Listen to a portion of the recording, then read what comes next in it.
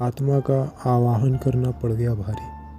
कहते हैं भूत प्रेतों का मजाक नहीं बनाना चाहिए और ना ही आगोश में आकर उनसे टकराने की कभी कोशिश करनी चाहिए, वरना हमें जीवन भर भुगतना पड़ सकता है। दरअसल जनाब, कोटा के सरसा में आज से 120 साल पहले एक सुरभा राजा रहता था।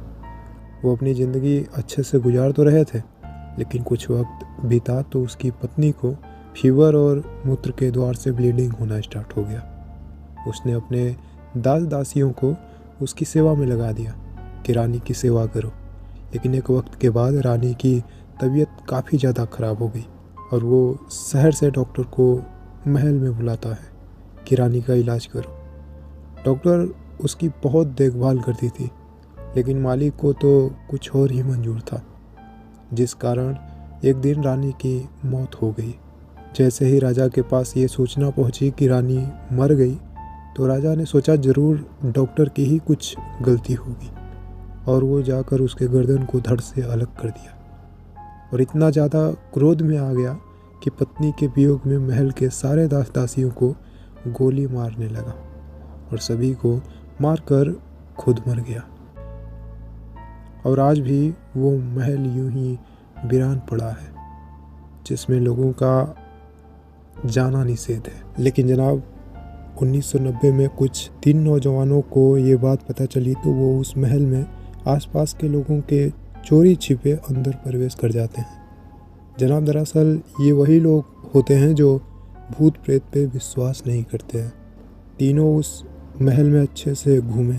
उन्हें उस महल में एक लॉकेट मिला और लॉकेट के अलावा महल में उन्हें भूत प्रेत उन्हें कुछ नज़र नहीं आया।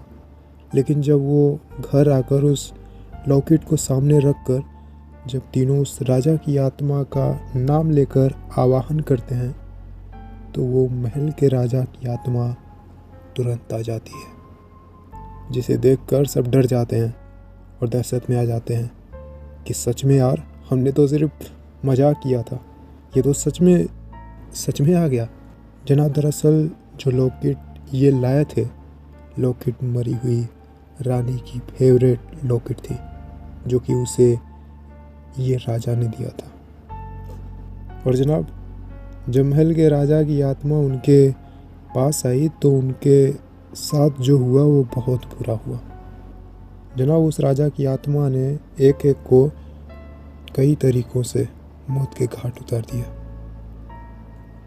तो साहब, कभी ऐसा कार्य ना करें जिससे आगे आपके लिए ही मुसीबत खड़ी हो जाए।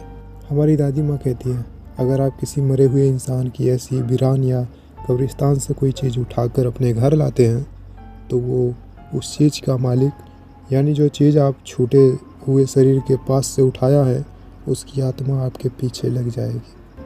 आपका उससे फिर पीछा छुड़ाना मुश्किल हो जाएगा। इसलिए ऐसी जगहों पर कभी ना जाएं।